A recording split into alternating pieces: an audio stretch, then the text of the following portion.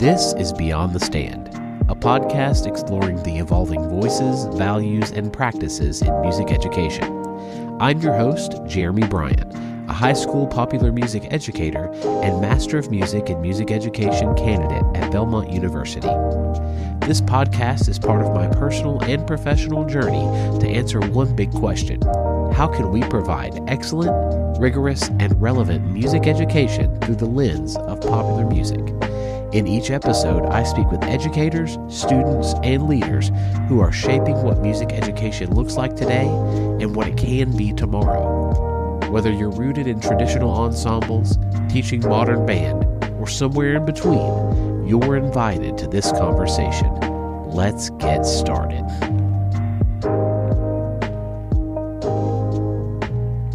Hello and welcome to Beyond the Stand, a podcast where we step away from the podium to take a broader look at what music education is and what it can become. I'm Jeremy Bryant, a music educator exploring how we can bring together the best of tradition and innovation to reach more students through music. Today, I'm excited to kick off a two-part conversation with two educators I really respect. One is a passionate advocate for modern band and expanding access to music education through popular music, and one is a highly regarded veteran in traditional ensembles with decades of experience inspiring excellence in students. What unites them and all of us is a belief that music can change lives. We're here to explore how we adapt and expand our approaches while still honoring what works. So let's dive in. If both of you could, just take a moment and introduce yourselves. Hey, this is Alexis, Yatuzis-Derryberry, and I currently teach guitar and songwriting at Stewart's Creek High School in Smyrna, Tennessee. Hey, I'm Joel Denton. I'm the retired director of bands at Ultima High School, and now I have the wonderful privilege to travel around the country, almost around the world, working with students of all kinds of music ensembles. And I'm currently the president of the Tennessee Music Education Association. Excellent. I'm so thankful for both of you joining me today. So Joel, let's start with you. You've guided countless students in traditional band settings. What first drew you to music education, and what continues to inspire your work? Well, I grew up in a musical family. So I grew up singing in the car, singing in church at a very young age. And I just fell in love with music. And then we had an instrumental group come perform at our church. And I was like, wow, you don't have to just play band instruments in band. You can do all kinds of music with an instrument. And so I had to decide if I wanted to be a tenor sax player, which is kind of the devil's instrument, or if I want to be a trumpet player, which is God's instrument. This is true. There's no clarinet in the Bible. And so, I started beginning band, and after about 2 weeks of beginning band, I wanted to be a band director. My band director was demanding and all of those things that, decades ago, you could be in the classroom, and yet he made me fall in love with playing my instrument and wanting to make music, and that became my kind of goal in my teaching was, could I help students fall in love with music and play their instruments, want to play their instruments because it's a life skill. I like basketball and baseball, other sports, and there's things that you can't do as you get older, but playing an instrument is something you can do your entire life. And so that was my goal, was to inspire students to want to make music the rest of their lives. Yeah, that's great. I think that's something that we all aspire to do, is really give students something they'll have the rest of their lives, which I think is unique to us. You see a lot of posts on social media about, I really haven't used my quadratic formula lately. No, that's not the case with our music students. So Alexis, your path is taking you through both traditional and modern approaches. What's your music education story, and what core values continue to guide your teaching? I, like Joel, started off singing in the car. My mom actually has a music education degree from Ithaca, and she played viola. She picked the two worst instruments. She plays viola and accordion. And so I grew up singing in the house. She would play accordion around the house. She has a polka band that has played in Nashville for over 30 years. And so I just grew up singing and dancing and going to Oktoberfests. And my mom put me in piano lessons when I was about 8. And then when it was time to start band in 6th grade, she really pushed to the band director for me to play percussion, since the bells looked like a piano.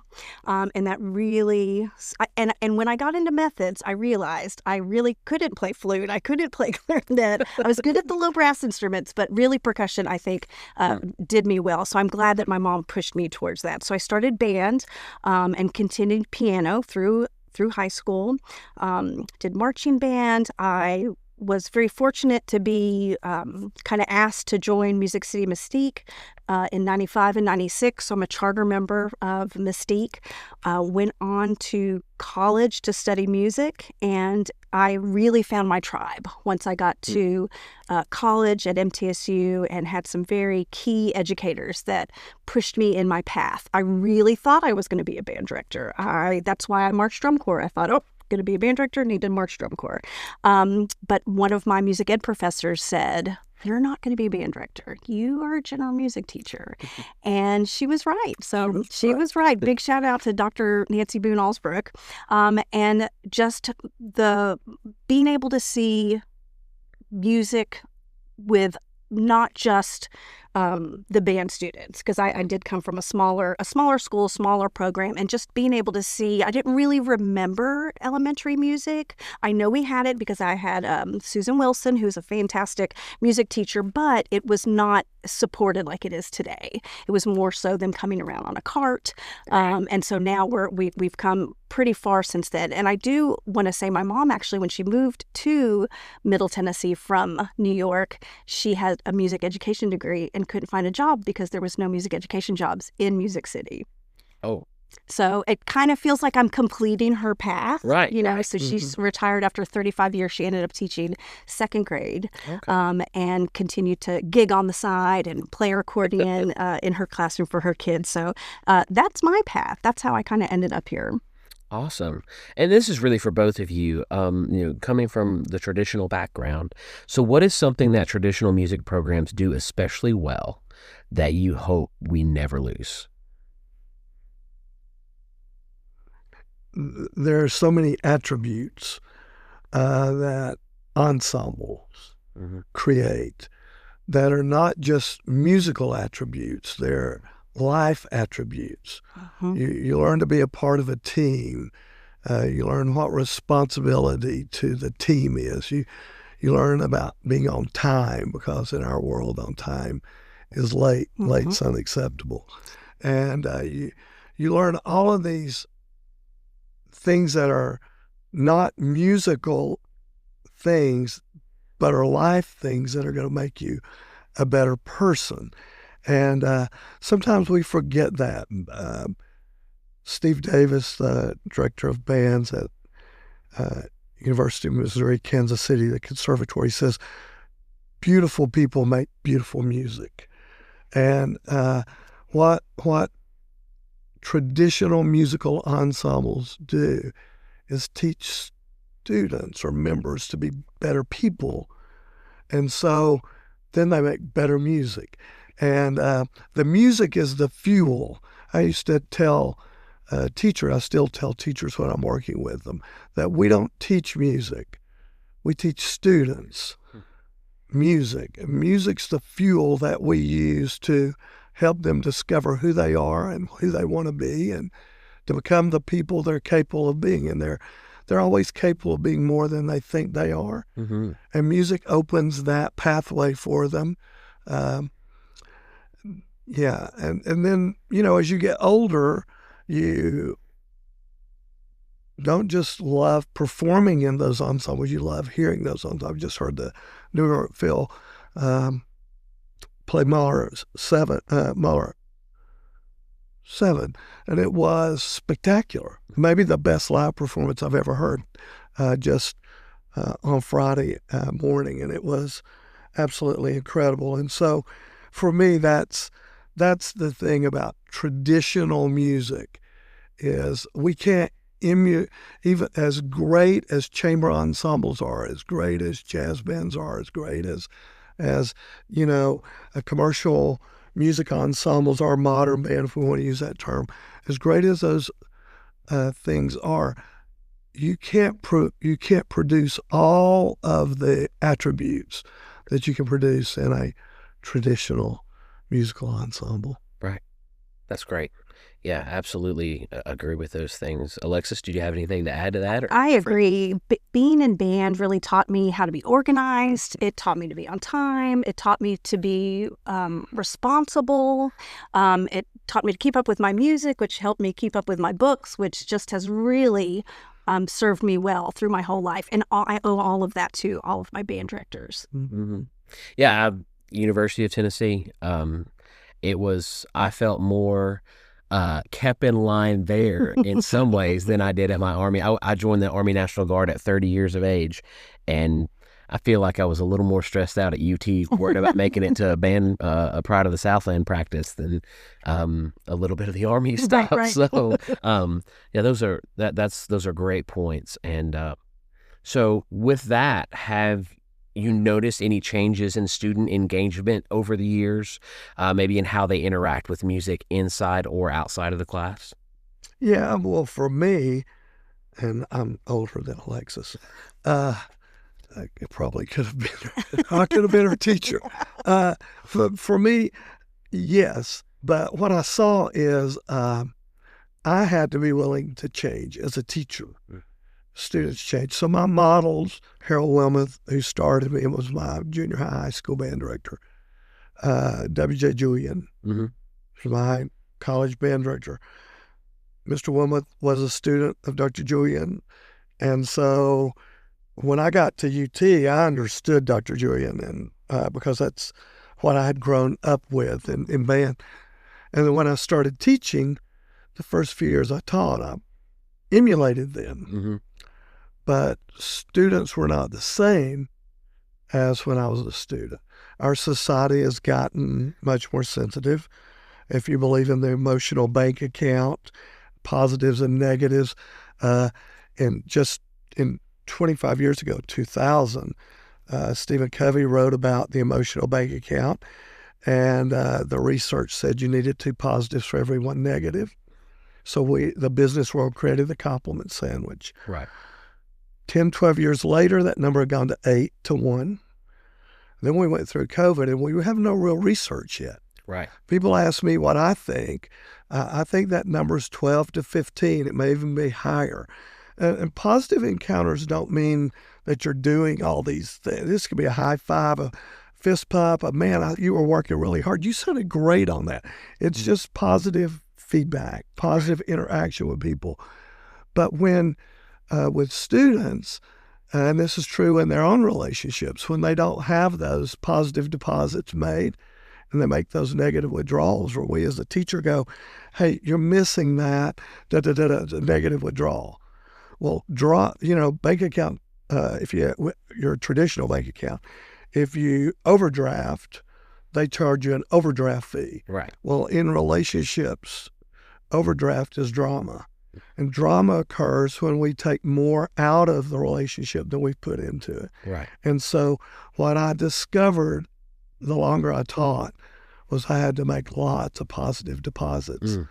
And I learned to listen with my interactions with them as well. So instead of saying, you're missing that, or do you understand your step size too big in marching band, or your step size too small, I would say to them, hey, do you know why you might be missing that? I would turn it into a question, cost a little bit less emotionally. But it was also a way for them to go, yes, sir, I just haven't figured out my step size yet. Well, then I left them alone, because we don't make people better by making them worse. Right. So I didn't need to give them a lot of negative feedback, or I didn't need to take all that emotional withdrawal out. So, yeah, I learned that. The thing that I have learned as they became more sensitive. And I think it's very interesting. I can listen to band recordings of 30 years ago, 35 years ago, and they're amazing. Of course, the recording stuff has gotten better Right. too, but they're amazing. But I can listen to students play that same music now, and that music will be much more expressive. Technically sound 35 years ago, playing every dots on the page, every dynamic marking, but the breadth that has changed in that 35 years now that you can ask students to do is pretty incredible. And it's because they're much more in tune with who they are than we were 35 years ago. That's coming from someone who remembers being that teenager. I grew up with my parents were amazing, but certain demands in my life, expectations. And now students have a much more sensitive approach to that.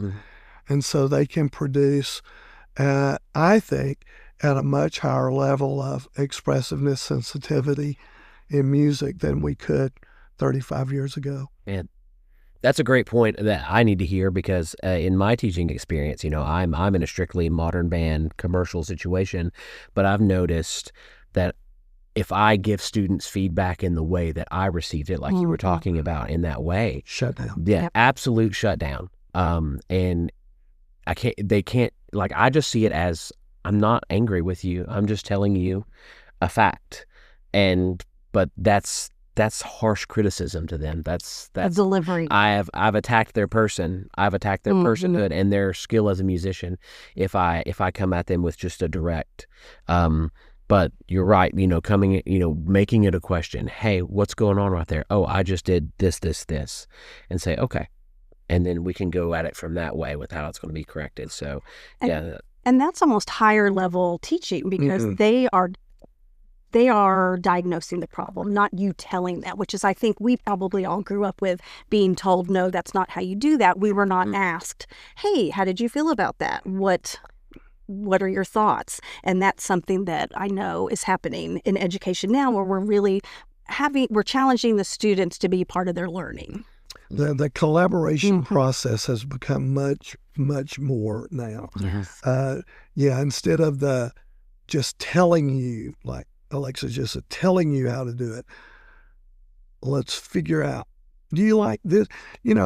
As educators, as the directors of the ensemble, it's not a democracy. We do have 51% of the vote. Right. But I would say, let's play it this way. Let's play it this way. Which way do you like the best? Why?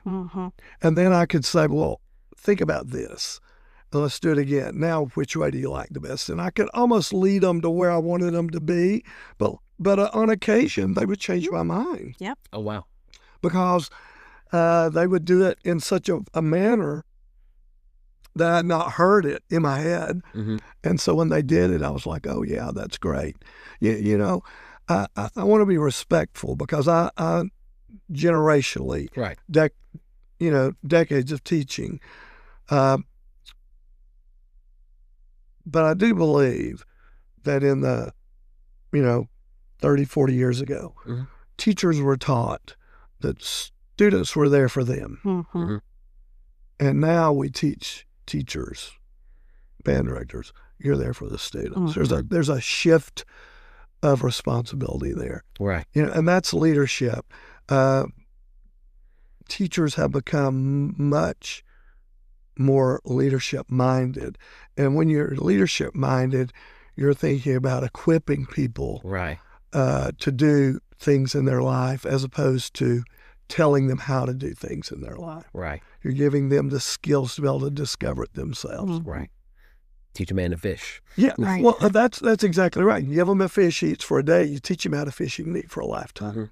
And then the students are more invested Yes.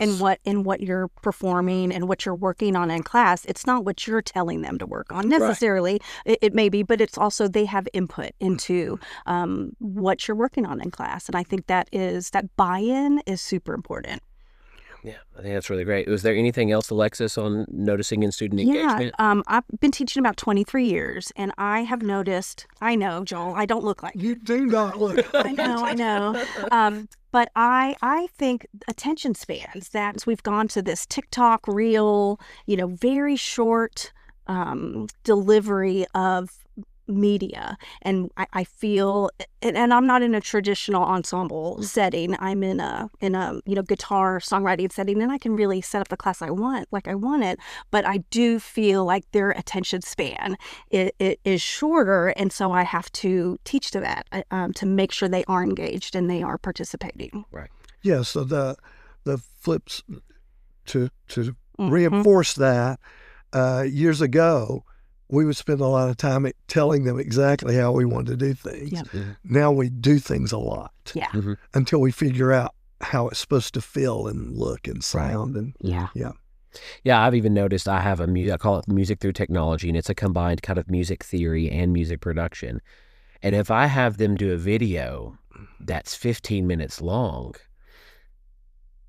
it's difficult for them to stay engaged. Mm-hmm. And they'll complain, oh man, this video is 15 minutes long.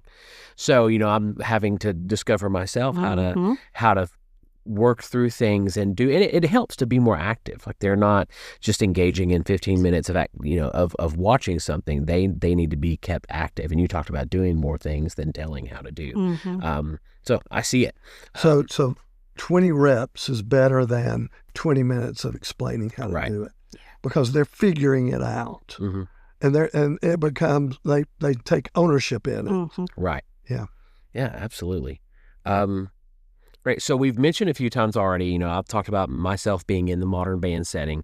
Joel's mentioned modern band or commercial music. It's the name game. We call it commercial music at my school. I think in general, people call it modern or popular music ensemble. Mm-hmm. So, shifting gears, because where I'm at and the journey I'm on right now is trying to discover, I have this upbringing in the traditional music world, and now I'm in the setting of modern or commercial music. And, our school has traditional band, it has choir. So there are students doing that. But I want to kind of shift gears and move towards, how can we marry, it's not going to be perfectly like Joel, you talked about. There are things that the traditional ensemble teaches that popular commercial music, I think, can't hit in those traditional ensembles. But I want to talk about ways that we can better engage our students, and I think reach more students than maybe students that that traditional ensembles wouldn't normally get in the door if commercial music wasn't offered. So Alexis, I've heard you speak passionately about modern band, and for those who might not be familiar, what does that look like in practice? And what would we hear and see in one of those classrooms? Great question. So for me, and I've been teaching for 23 years, so I've seen it kind of evolve, which has been exciting. For me, it's students performing on those non-traditional instruments. They're performing in those non-traditional genres: rock, pop, Latin, rap, country, all of those things that you might not have time to get to in a traditional ensemble because you are tasked with all of those things that you need to do.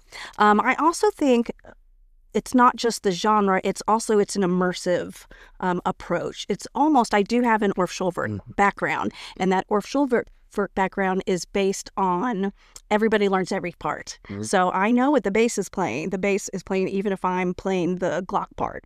And I, as well as other contemporary music educators, use that same approach. My students learn the rhythm guitar part, they learn the bass part, they learn the melody, they learn the drum set part, they learn the piano part, and we rotate. So it's very much what my Orff Schulwerk classroom would have looked like back when I taught elementary and middle school. In my classroom, we are learning those genres, but we're also learning all those instruments. And because I think that's what's great about the non-traditional ensembles is those skills are transferable, where I cannot give somebody who plays flute, I can't give them a trombone and they be successfully successful instantly. Where with guitar, they've learned chords, they've learned how to finger pick just a little bit, and bass. They can totally do that and be successful. And so for me, modern band or contemporary pop music, it's more immersive, and it's also just the genres and the instruments that are used and the way that we approach probably process over product. Okay. And was there a moment when it really clicked that this was something students needed, or? Yes. When I started teaching guitar my first year teaching middle school general music, is back in 2002. And I had all these students in my classroom that were not in band, that did not know how to read music. Plus, it's middle school. They're sixth grade. They don't know that yet. And it really clicked with me that, wow, these students can get a guitar, read tablature, and be instantly successful and instantly buy into my program. And then I can get into the traditional notation. I can get there a different way. It's the same ending, just a different process, I feel like. Okay. But I do feel like that as a young teacher, realizing, oh, wow, they can't, they don't know how to do anything. I've got to figure out how to make them successful without beating a dead horse. Mm-hmm. Right. That's great. Yeah, just quick story on my end. When it kind of clicked for me, I was in a rural small town school that offered marching band and music appreciation, so people could get their fine arts credit. And we were at a homecoming event, and a student, it was announced he was in the homecoming court, and he was graduating, and he was going to be a guitar performance major at UAH. And I had never met this student. And this is less than 500 students in the school, very small school. So I went to the principal and said, "Why don't I know this guy?"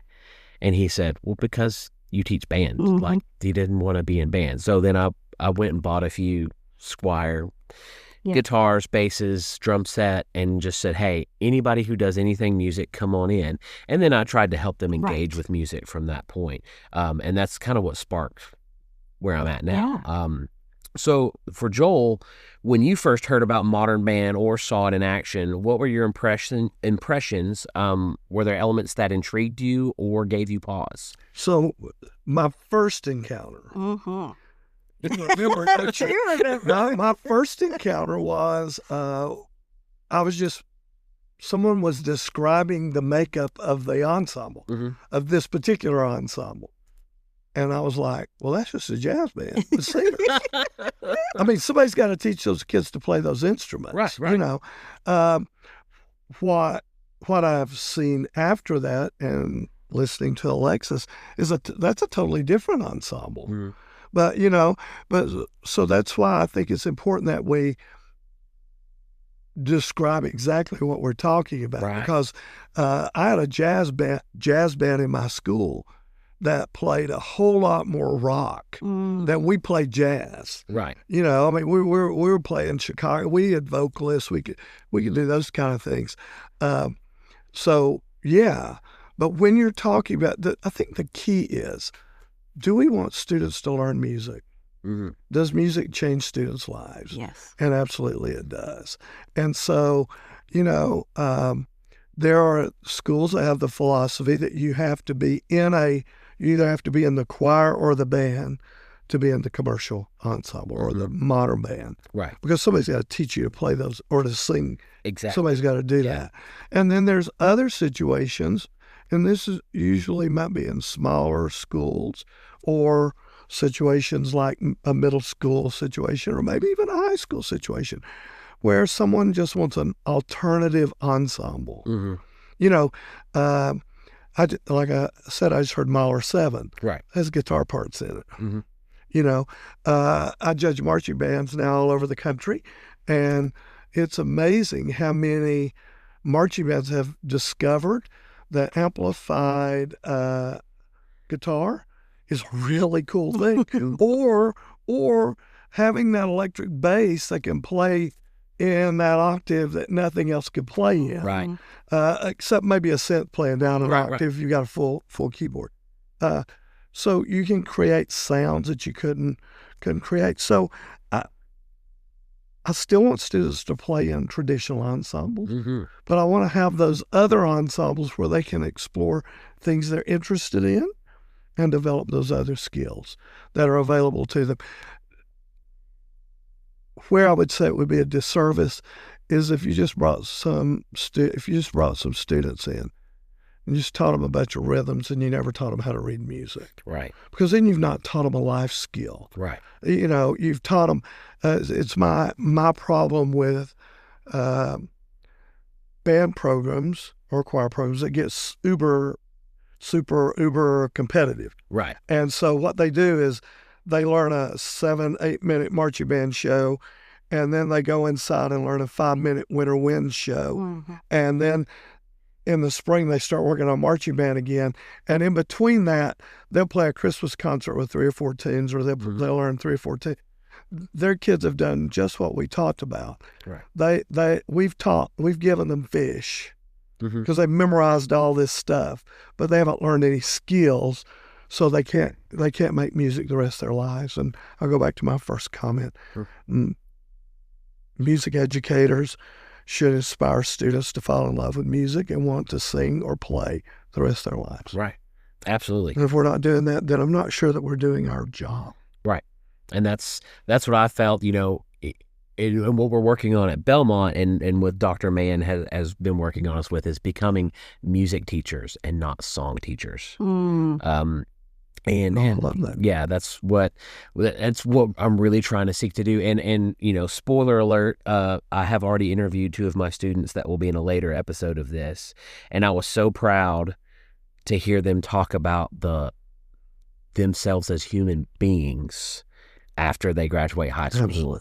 Absolutely. Talking about careers possibly in music as well, but at the same time they're saying what I've learned, how I've learned to interact with people, and what I've learned. I don't want to spoil the whole episode, but anyways, it's really great. To hear them say that I've taught them how to be a better person. Yes. And I'm just, we're just playing some rock and roll. So improvisation Mm-hmm.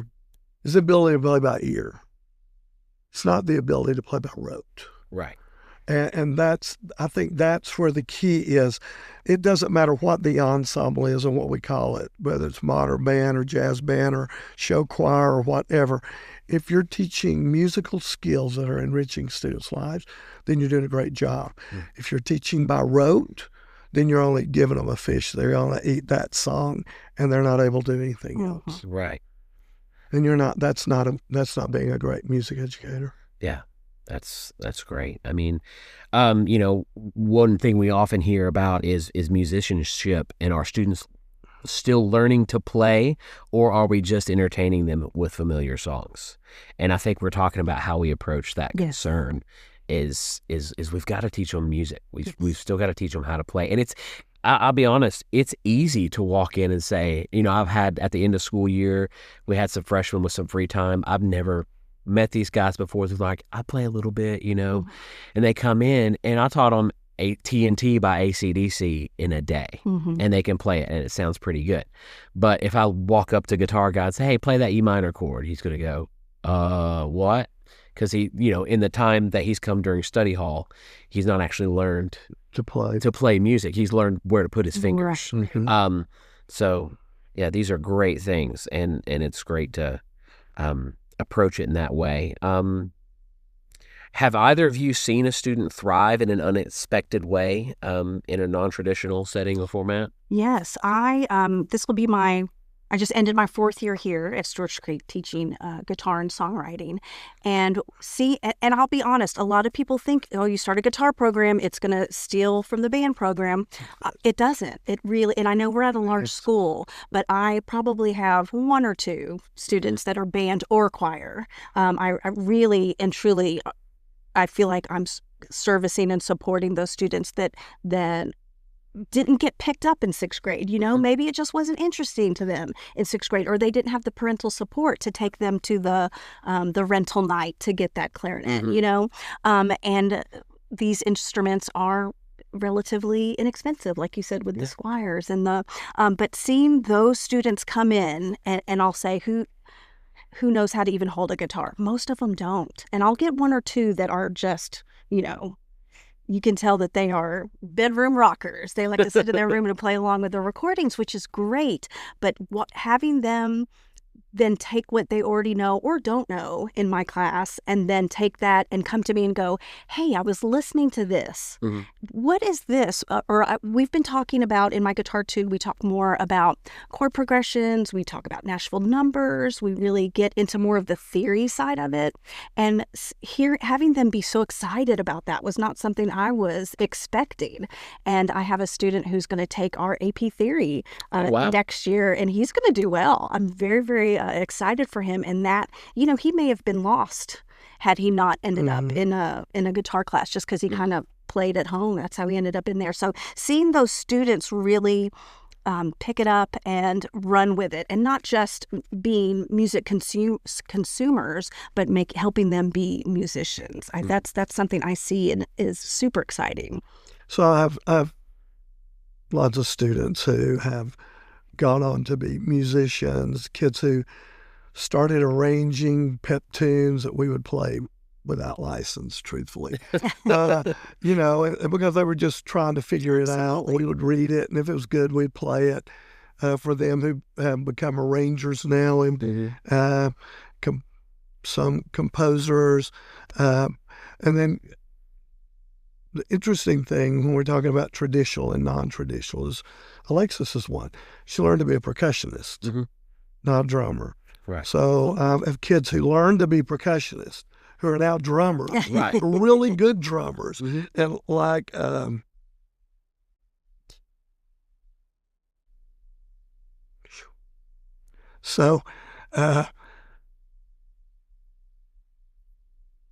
this kid sent me this. I don't know why I was up this late, but it was Saturday morning. I'd driven, I don't know why, because I'd driven home from Nashville after we got back from New York. And he goes, let's find it. He said, I didn't realize until later what you were helping me try to do was so important. And then he said, the best thing in my life now is music. I mean, and he's just a drummer. He lives in Colorado. He plays with a couple of pretty successful bands out there. He'll play Red Rock and all those things. But he didn't learn to be a drummer in my band. Right. He learned to be a musician. He learned to keep time. He learned to play rudimentally, strong. And now when he sits down at a drum set, he doesn't have any problem because he's got all those skills. And so he took traditional training and developed it in an untraditional way. Yeah, I think that's a good spot to transition into what the next episode is going to be. So, I mean, this has been a meaningful conversation already.